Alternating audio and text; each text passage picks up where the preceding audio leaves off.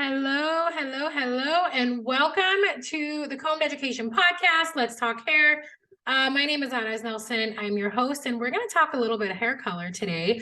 In specific, I want to talk about ammonia. So this will be a short, sweet, to the point podcast.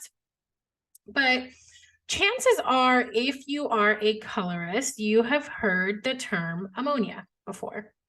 Ammonia is a common ingredient that is used in hair color, and more recently, it's been getting kind of like this bad reputation.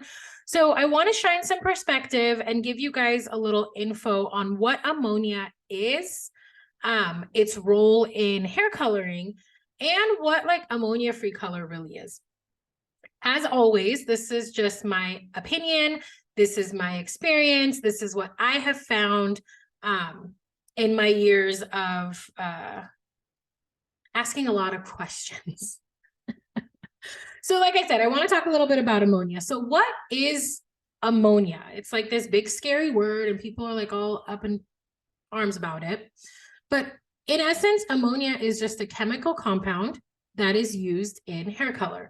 It's composed of one nitrogen atom and 3 hydrogen atoms. It's a colorless gas with a very strong and very distinct smell. Okay, so it is a chemical. At the end of the day, guys, we need chemicals in order to change the color of hair. Okay, you need them. So what is ammonia's role in hair color? So ammonia does a few things. Okay, it's got a lot of roles, but the main things that you need to know is number one, ammonia is an alkalizer, okay? So an alkalizer is an ingredient that helps to raise the alkalinity of a product. So in this case, we're talking about hair color. So ammonia is the alkalizer or a alkalizer that is used to raise the pH, to raise the alkalinity of hair color, and allows the cuticle layers of the hair to soften and swell, to diffuse, to expand, so that the hair coloring process can happen. So ammonia is one of the most efficient and most effective alkalizers to cause the hair to soften and swell as much as possible so that you can have the hair coloring process happen, especially in permanent hair color. Okay, so it's literally because of ammonia being an alkalizing agent is the reason the cuticles can soften and swell to allow this process to happen. So the higher the amount of ammonia in a product, like you'll hear some products are highly ammoniated or highly alkaline, okay?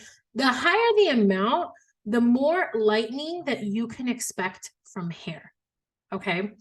But it's not just the ammonia that does that. Ammonia also is what helps ignite the chemical reaction of the developer.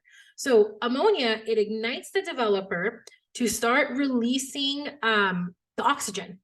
And as the developer that's ignited because of the ammonia releases oxygen in the hair, and that cuticle is swollen because of the ammonia, the hair can lighten.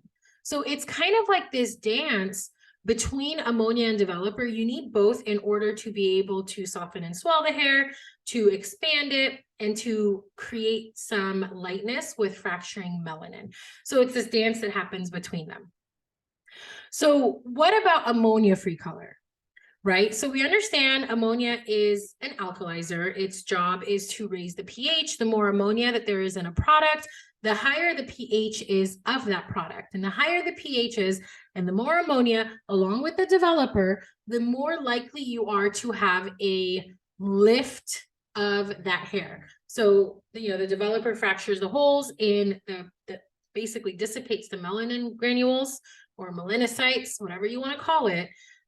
So it's because of ammonia as the alkalizer used in permanent hair color with the developer that can happen. Okay. And like I said earlier, ammonia is going to be your most efficient. It's more tried and true. So what about, this whole ammonia-free hair color? So ammonia-free hair color made its debut probably about a decade ago. And the reason behind why manufacturers were opting for ammonia-free color was a couple of reasons. One, there were studies done showing that ammonia is damaging to the hair and it could cause scalp sensitivities and irritation. That's the story. Number two, and this is my opinion, as myself, as a colorist, at the end of the day, guys, a lot of everything comes down to marketing and creating products that are new, that are revolutionary, that are different. And so you got to find something wrong. You have to find a problem so that you can create a product as the solution. So as soon as there's any chatter about, oh, ammonia is bad, and it's so that's the problem, right? Let's come out with this solution of ammonia-free color. So does it cause some scalp sensitivities? Sure. Few and far between. Is it damaging to the hair? Sure. But so is every other chemical process that we do. It's if you're being negligent, you're being negligent. Like, y'all rely on bond builders and shit. Like, you cannot be negligent with hair. So if you understand the parameters of the chemicals that you're working with, you can create beautiful results and maintain hair's integrity.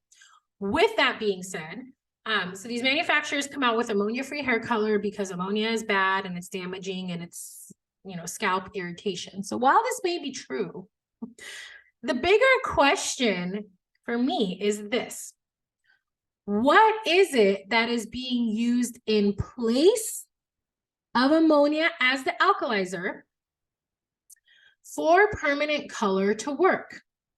Because without the cuticles, without ammonia or some form of decent alkalinity, alkalizer, whatever, the cuticles cannot soften and swell well enough to allow the developer to do its job, to allow the dyes to penetrate. What is being used in place is the $1 million question. So I always think about it like this. Do you guys remember I've been unfortunately subjected to diet culture for most of my life? And so sugar-free products, right? Sugar is bad. It's bad for your system. It's bad for your gut. It makes you insulin dependent or resistant. I don't know, whatever it is. Sugar is bad, right? So let's make sugar-free product. You see how there's the problem? And now let's make sugar-free the solution. What's in there instead of sugar? What is taking the place of that? And what are the effects of that replaced ingredient? Another one is fat-free. You guys have seen this everywhere. Fat-free milk, fat-free dairy creamer, fat-free yogurt, fat-free this. Okay, what is the fat being replaced with is what I want to know. And what I have found is if it's fat-free, look at the sugar. Whew, look at the sugar. Or if it's sugar-free, check the fat. So this is kind of the same curiosity that I had when I heard about ammonia-free color. Like, okay, but what is it? And here's the thing. I can understand ammonia-free color in relation or in regards to deposit only, in regards to acidic demis. Sure, you don't need ammonia. You don't need lift, right? You don't need to create lift and then deposit. You're doing a deposit only or a demi permanent. So that I get. Like Shades EQ, I get it. I got it. Cool, we're good.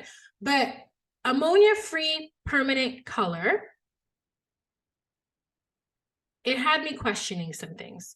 So here's the truth: is what's typically used in place of ammonia in both demi-permanent, deposit only, and ammonia-free permanent color is MEA. Monoethanolamine. So I'm going to cut this episode here. I want you guys to check back next week where I want to give you a little lesson on ammonia-free color and what's like really going on with that. So hopefully this gets your wheels turning a little bit, and I will catch you guys next week when I talk about ammonia-free color. Until then, happy hair coloring.